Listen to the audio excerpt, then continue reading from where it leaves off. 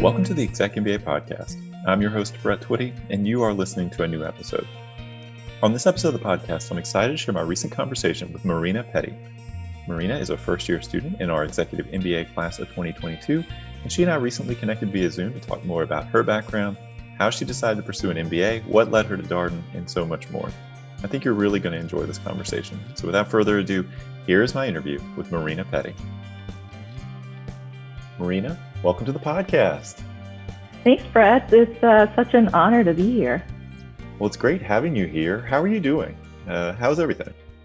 We could just all be honest with the pandemic. I think if anybody said that they're doing great, first of all, I'm jealous. But I think it's probably not the normal answer. But I think, my family's been home. We've also had a baby during the pandemic, and close to 2.5 months before we started the program. So our son has not met any of his grandparents in person. So that's a challenge. We've had just a few other things just coincide, not COVID related, but and I say it because I think it's one of those times, as somebody who deals with employee wellness and stuff in my day-to-day job, it's so important to ask people, well, how are you really doing? And let's not just do the obligatory, well, yeah, I'm good. Okay, next topic. So here to say, us, like everybody else, we've had a lot of challenges, but we're hanging in there. Well, you make a good point, and this is, I don't think anybody expects anyone to be living their best life in the midst of all of this, right? This is a challenging time, day to day, week to week for folks. But so appreciate your carving time out for the podcast and coming on to share a little bit more of your story. It sounds like you've had a very full plate over the past year with new baby and family and school. One of the things we have asked that seems a little strange to ask somebody who's doing as much as you are, have you found anything that you enjoy as like a pastime or a hobby, diversion in the midst of all of this? Anything you've picked up or rekindled? So I've actually thought it was really important to focus on self-care. It's hard to do that, like you said, and especially with COVID having so many things shut down.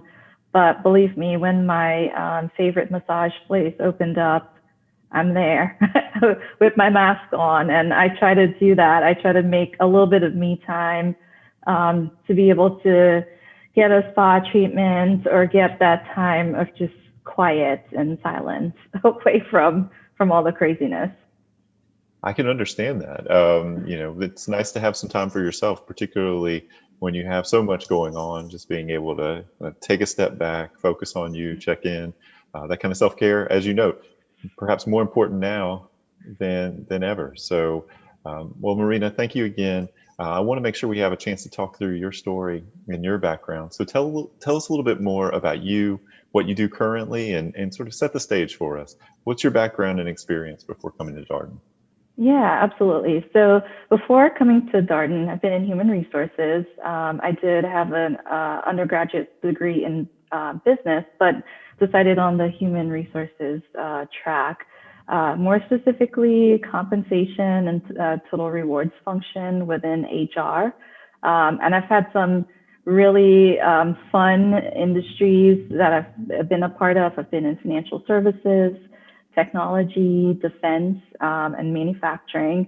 And I've been really fortunate to work for some amazing organizations. So I've been with Ricoh Corporation, American Express, and Lockheed Martin. And today I'm actually with a company called Saint-Gobain, and my current role is in total rewards and DEI, which, is just so critical. And in my role, I design and execute pay, benefits, and DEI strategies for the organization. I always like to say a little bit about Saint-Gobain because, as one of my coworkers say, it's the biggest company you've never heard of. So it's about 200,000 employees. And another really cool fact is it's older than America. It's an almost 360-year-old company. So it's actually a pretty cool place with a rich history. And, I like to joke and say, like, clearly, we know what we're doing if we can stay relevant for almost 400 years. That's incredible. 200,000 employees. That's a Yeah. huge company. Yes, it's actually a French multinational. So our corporate headquarters is in Paris, but we're pretty much represented across the globe. So I want to go back a step in your story. What originally attracted you to human resources? How did you say, this is where I would like to build my career? So I actually grew up in the Caribbean. So when I started my career, I was in the Caribbean.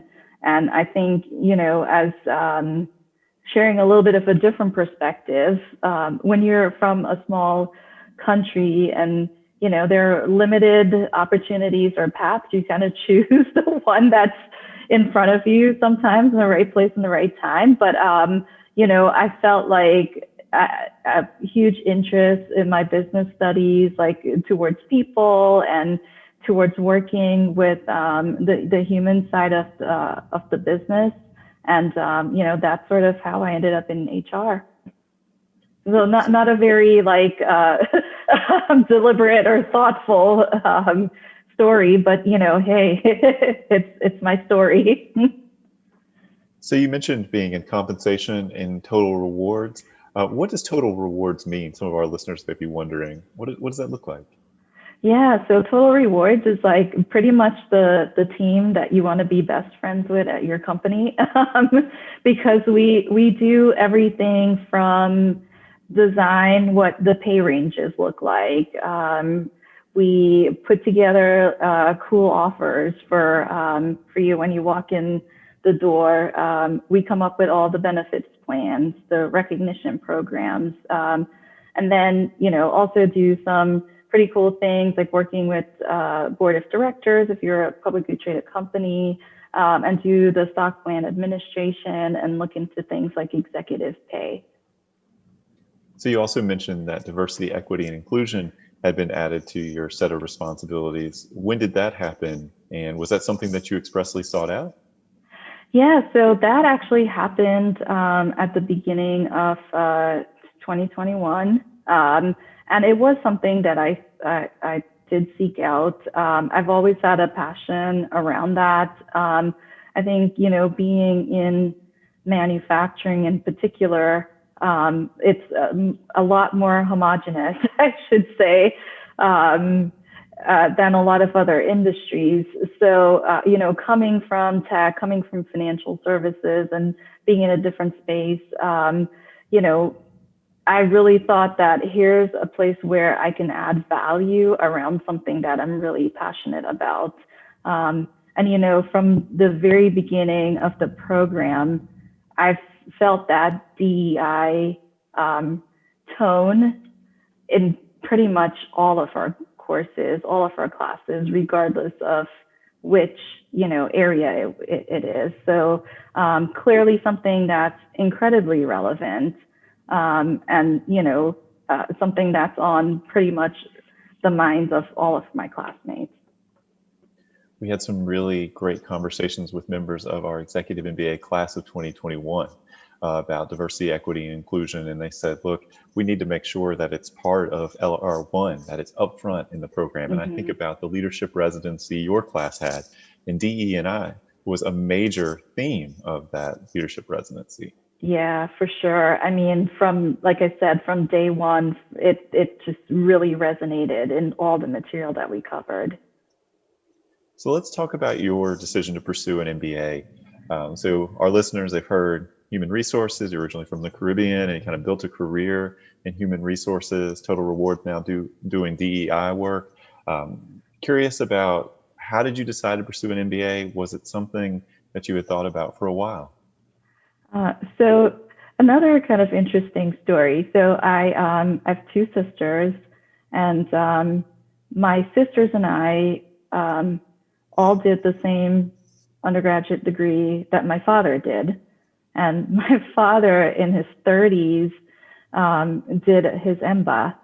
And I think from the point that he did it, it just seemed like it was a natural thing that the rest of us would ultimately do, because we were just, just such an amazing role model, and we've kind of followed in his footsteps. So if you kind of put the group of us together, my dad's been in general management. I have a sister who's a CFO. My other sister's in marketing, and I'm the HR person. So we've all kind of picked a path in the business train. But yeah, since the time that my father was doing this and being old enough to kind of understand what the impact was, it was a pivotal point in his career. So prior to him even graduating, just him being part of the cohort and making those connections and showing what he can bring to the table, like he already had a different career lined up for him when he graduated. So for me, I knew that I was going to do it. It was just a matter of when. And I got to a point in my career where, yeah, I felt like I've done HR. I know this. I know my space very well, but how do I maximize my contribution to the business as a whole? And I think about HR, and I think about the things that we've been learning in the MBA program. And there are things that you don't traditionally think is HR that's so important, like forecasting, like operations, process improvement, even entrepreneurship. So for me, it was like, now I'm ready to add more to my skill set to be able to bring that as I've gotten to a more senior part of my career. And I actually feel pretty confident that, this program and this process so far will equip me to perhaps choose a different path if that's what I want to do. I appreciate that last point, particularly because I think for a lot of our students, this is about expanding opportunity and exploring different options that are out there. I also am curious, has your family ever just thought about starting a family business? I was listening to, you've got HR background, marketing for one of your siblings, and it sounds like you got pretty much all the business functions covered. Yeah, we have that CFO in there as well, but well, it's actually really interesting. But my father decided to retire and go into full-time ministry. So he started a second career there. So we kind of we've lost sort of the natural business leader, but maybe my sisters and I have not ruled out that idea at all. So it may be coming. So you talked about your interest in pursuing an MBA as perhaps starting with your father's example of going to an executive MBA program. What about Darden resonated with you? How did Darden get on your radar? Well, I am one of those people that would say Darden was a no-brainer for me. As a working mom, I was like, I think I was jumping up and down when I learned more about Darden. And, so first of all, the reputation, incredible. The case study method, I've sort of like explored ideas of in other types of programs and at other stages in life, and realized that because of my experience level, there's a certain type of learning that would be helpful for me. And the case study definitely nails that. So that was really critical. But, with Darden being one weekend a month as a working mom of two and a third child on the way, I mean, that was huge. It's definitely one of the elite programs that gives you that sort of flexibility where you could still feel fully immersed in the program, but then you can maximize, your ability to be present at home. And I mean, it's not just, I think it's something not just important as a mom, but for any sort of relationship that you have in your life, whether it's a spouse or any type of significant other, or I mean, even a pet. Like, it's so important to be present for the things that are important, because, you know, school's over at some point, and those are the things that remain in your life. So how do you really, find a balance with that? And I mean, Darden was really the only school I applied to because it checked all the boxes for me when it comes to home, work, and just the brand.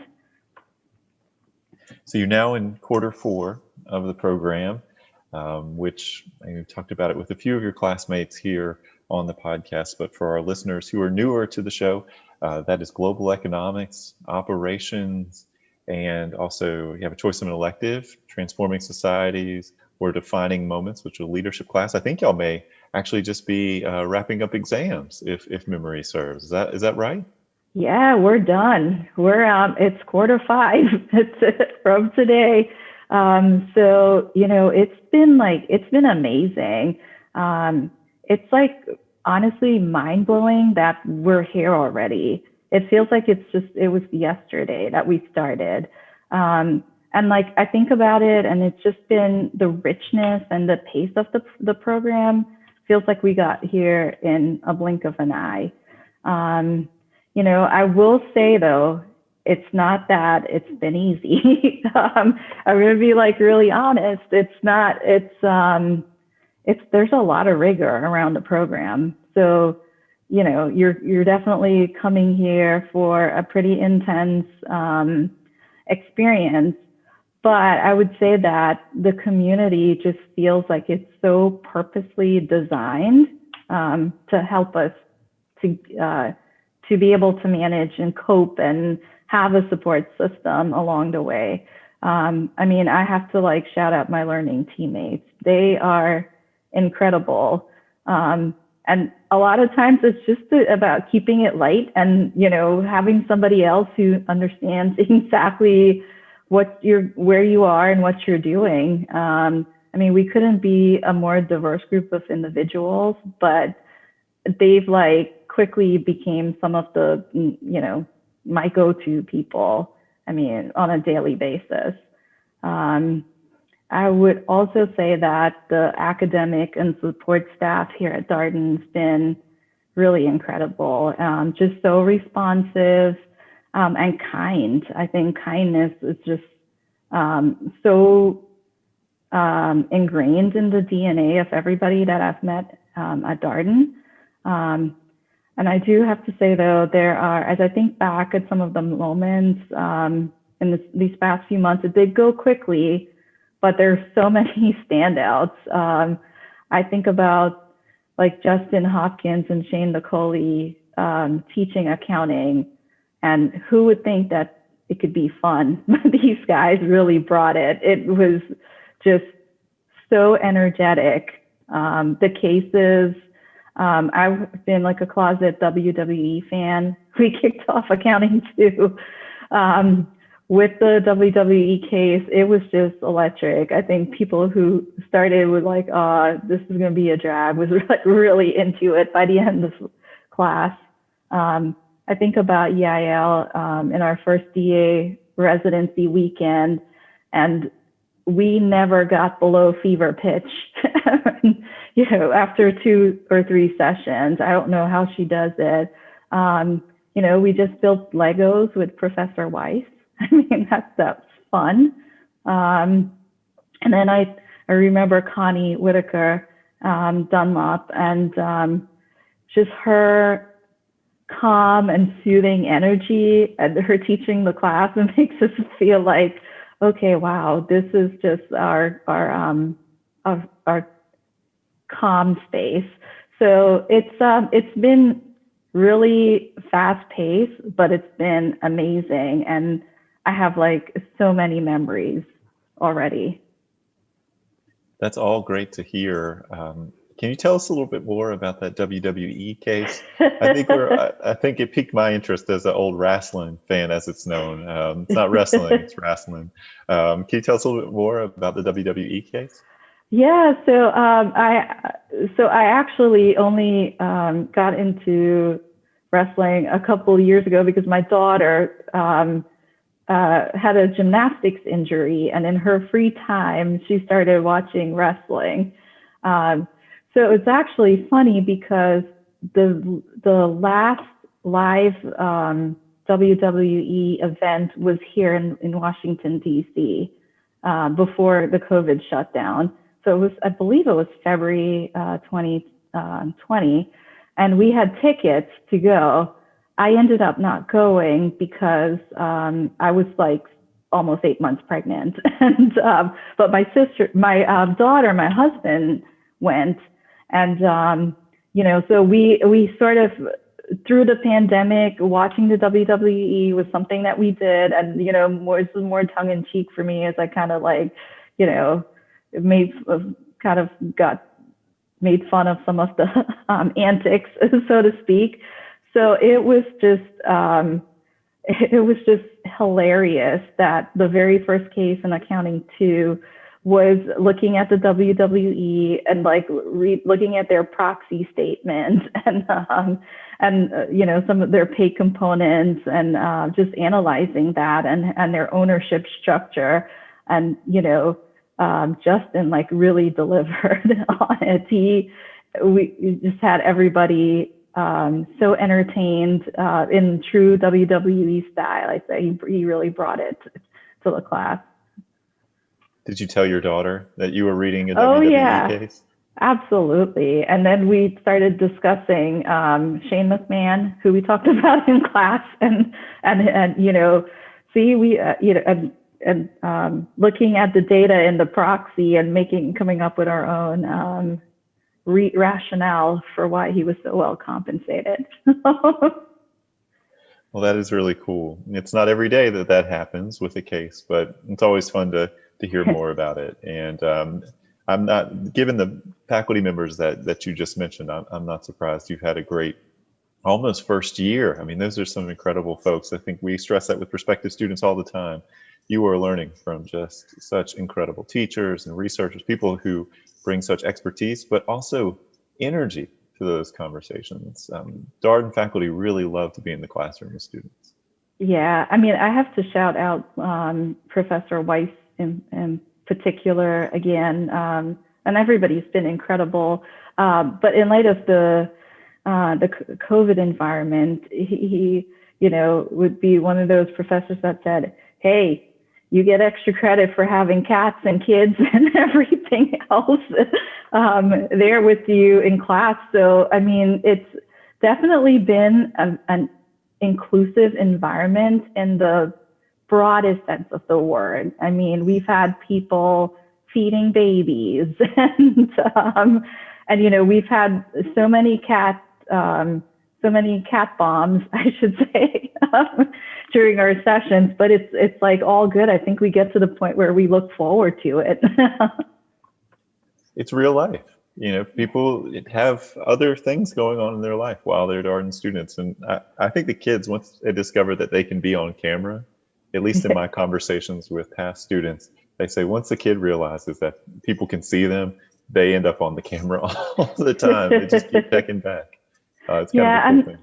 I know. And I think as a parent, it makes you feel better as well, because then you don't feel like, okay, for 2 hours, you have to completely unplug and like, don't even know my name during this time. But here's a part that, the family, you're also part of the Darden family, and it's not just you, it's the whole system. That's a great point. I think at graduation, and we're coming up to graduation for our class of 2021, the students will tell you to a person, it's about all the people in their life who made it possible for them to be on that stage at that point, receiving their degree. The degree is everyone's accomplishment. Yeah, absolutely. And I do want to give a quick plug. Elliot Weiss was on a student podcast here at Darden, a podcast called Third Coffee. It is an incredible conversation. So you're hearing Marina's comments about Elliot and you're intrigued. He has been at the Darden School for a number of years. He's actually retiring this year. So it's a sentimental podcast for sure, but such an incredible person.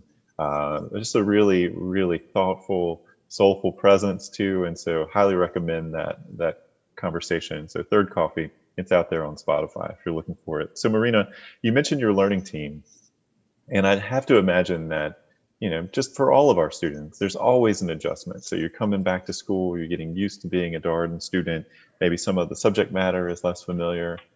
What were some of the learning curves for you, and how did you navigate those? Yeah, so certainly the amount of reading material was a learning curve. Just being busy with life, you have to adjust to sort of getting back into a more structured approach because each week you cover so much content. And one of the key things is to really try not to fall behind. And there's a lot of flexibility in that. If there's something, if life happens, your professors are there to say like, totally fine, and whatever support we can get, or your learning teammates do that as well. But it was a big adjustment for me getting into a more structured learning and getting back to concepts that I haven't seen in over 15 years on the quantitative side. But I think the teaching style was definitely different. So we focused more on application and how it becomes relevant to what you do, as opposed to just the purely technical pieces of it. So it's a good mix, but just that focus on application was,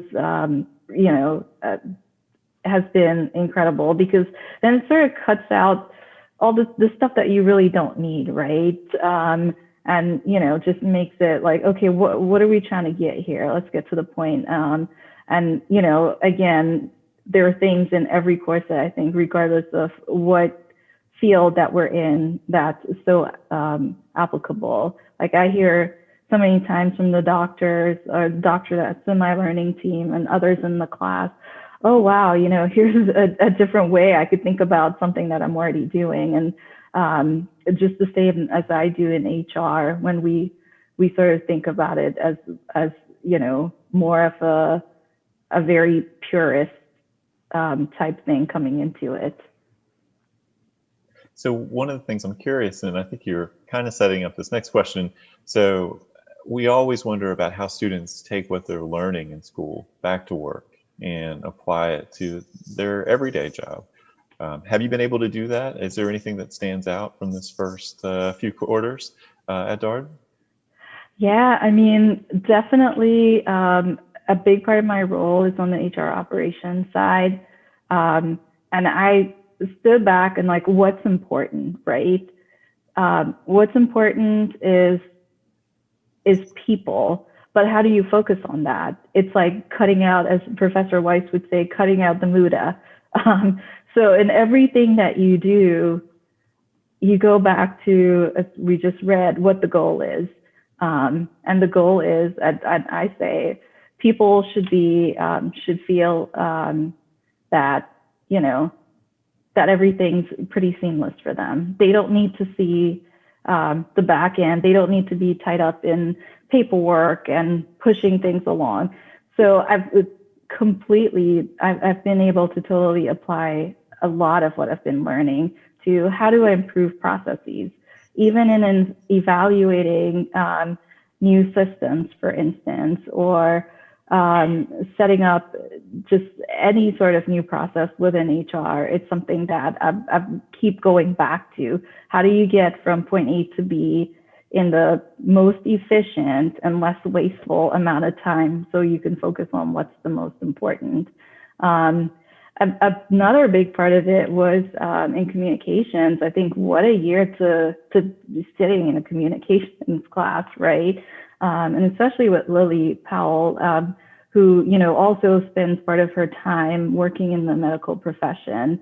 It was just such a huge learning opportunity for us as we sat with all the different perspectives too. We have a ton of folks from the medical field in our class.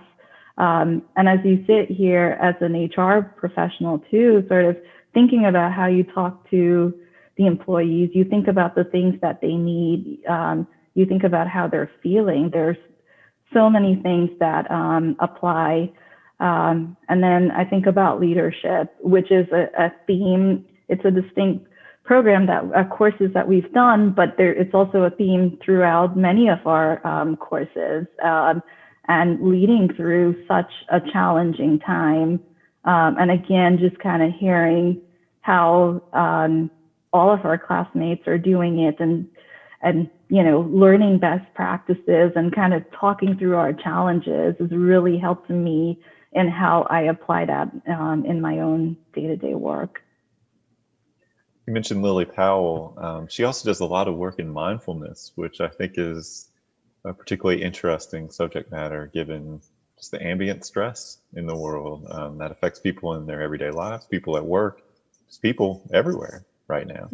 Yeah, absolutely. And, I think that's a really important point, Brett, because I think as a parent, I also have a child who started high school and a child who started middle school through the pandemic.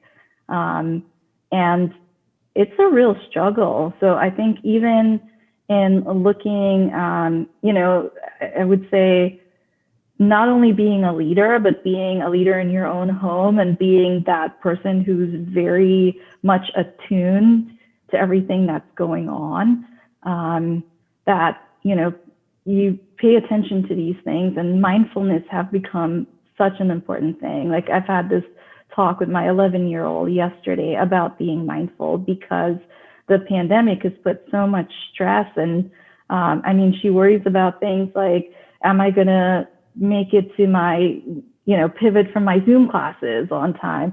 And I'm like, it's even more critical now to be mindful and not worry and put those anxieties aside, because it's so much harder for the littler people to process what's going on. And I think, it's not only critical in the home, but it's in how you do that with the folks that you work with as well. One of the consistent messages that we share with prospective students is, as they start down this path at Darden, to remember to give yourself some grace and to understand that you're not going to be perfect all the time. There's going to be weeks that are really messy, and you're going to have to lean on other people, and you're going to ask for help. And, you're going to have weeks where you're like, oh my gosh, can I really do this? But you just keep moving forward, but also to be patient and to recognize that it all comes together at some point for everyone. But it's an important thing for us to all keep in mind, whether we're going to Darden or not, particularly right now, giving yourself a little bit of grace. It's a good thing to remember. Yeah, absolutely. I actually have this thing that I say to people. I'm like, every decision, I'm like, I really only see it as two choices. I can either give up or I can keep going. And you better believe I'm going to keep going. So how do you do that? Like in the calmest and most productive way possible. So, really there's no room to like just sit and be like, well, why am I here? It's like, hey, we just got to keep going. So what are you looking forward to, Marina, in the months ahead? You're now Q5. Gosh, unbelievable how quickly people move through this program. But what are you excited about as you think about what's to come? Well, I'm so excited to graduate, of course. but in between now and then, which as quickly as the past few months have gone, it'll be here in a heartbeat. But I'm really looking forward to in this phase of the program to pick electives that really align to my interests. There's so many choices. So I've just been, looking at them and trying to decide what's going to be the best ones for me. One of the other things is to continue to build deeper relationships and friendships with the cohort. I think, when you learn a lot about Darden and there's a lot of this information about, this becomes your family sort of for life. There's a lot of truth in that. So people feel that from the onset, and relationship building becomes critical. So, you know, I've had a lot of classmates, like, and the ability to kind of rotate through different sections to get to know different people. I really look forward to learning more about some of the other folks that I haven't had that chance to get to know better. And, you know, as the restrictions are lifted, I think I can speak for a lot of our classmates, but, you know, if we can get a couple of global residencies in, that would be just incredible. But we, you know, I say that, but also understanding that we'll do whatever is the right thing at the moment. We'll be fine with that, and it'll be fine. It's a good point. I mean, I think we're all hopeful that the world will, as vaccines get out there, and maybe the world will become a little bit more open, and we can find a few countries that we could travel to. But even if that doesn't work out, one of the things that's been really cool during this period, and I've told some prospective students this, and I 100% think it's the truth, we've launched these virtual global courses in the midst of the pandemic. I'm not sure we would have tried that format without having this externality of we're not able to travel right now, and so what's possible. And to a person, the feedback has been very positive about these classes. People have been able to connect with business leaders around the world. It's been a good experience. Yes, it's not quite the same as being on location in Japan or Argentina, but in this world where we're so much more constrained in terms of what we can do from a travel standpoint, it's the best opportunity to continue to sort of get that global perspective and hear from leaders in that country. And I don't know if you've talked to any of your classmates who did the Argentina course, but it sounded really positive.